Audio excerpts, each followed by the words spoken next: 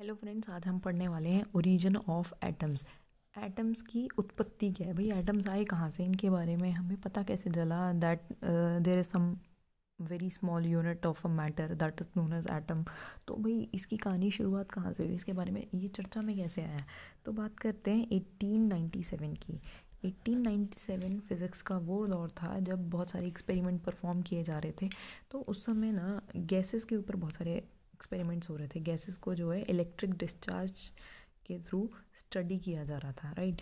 Gases बनी किसकी हैं, क्या एलिमेंट्स हैं, क्या इनका स्टेटस है। तो उस टाइम एमिशन ऑफ रेडिएशंस पे भी काम हो रहा था। तो बहुत सारी थ्योरीज चल रही थी। तो उस दौरान इलेक्ट्रिक डिस्चार्ज जब गैसेस के ऊपर हो रहा था तो जे थॉमसन ने स्टडी किया कि भाई ऐसा नहीं है, गैसेस जो है एक ही चीज़ की बनी है। वो हर गैस जो है वो सिमिलर सी नज़र आ रही थी क्योंकि उनके अंदर कुछ आइडेंटिकल चीज़ें थी। तो उस आइडेंटिकल चीज़ को इन्होंने नाम दिया एटम, राइट। तो इन्होंने कहा कि सबसे छोटी इकाई जो कि सब में सिमिलर है बट उसकी क्वांटिटी कम या ज़्यादा हो सकती है, बट वो बनी एटम्स की है, राइट।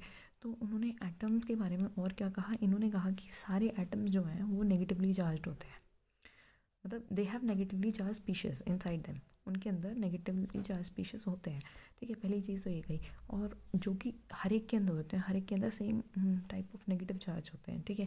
हो सकता है वो क्वांटिटी में अलग हो, जब तक क्वांटिटी के बारे में बात नहीं की गई थी वैसे तो।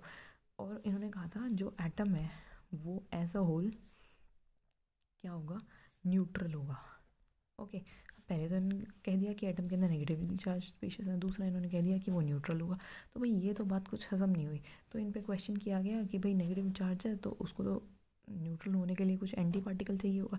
तो इन्होंने ये फिर अपने कंक्लूजन पर आए भाई नहीं, नेगेटिव नहीं, पॉजिटिव भी होता है एटम के अंदर। नेगेटिव और पॉजिटिव दोनों होते हैं।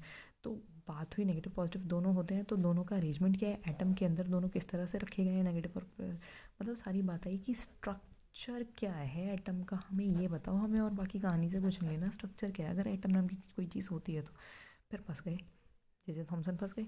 तो इन्होंने स्टडी किया।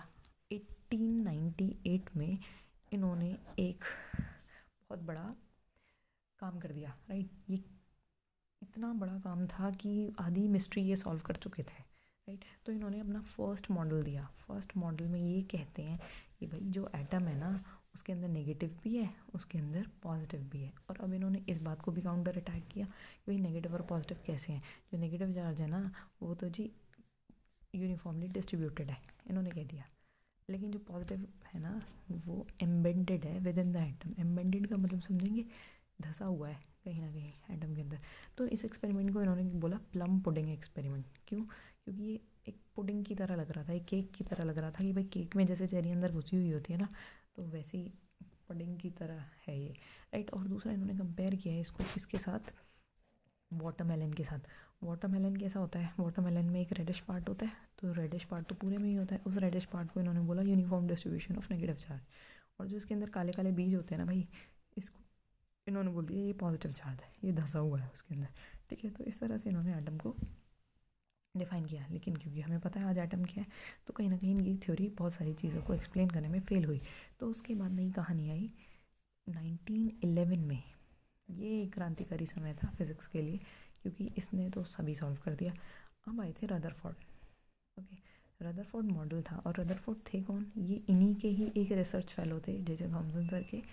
तो इन्हीं के एक स्टूडेंट हुआ करते थे। तो इन्होंने इनके ही काम को जारी रखे और उस पर स्टडी की। और अर्नस्ट रदरफोर्ड ने साबित कर दिया कि शिष्य जो होता है ना वो गुरु से 2 कदम आगे ही होता है और आगे ही होना चाहिए, राइट।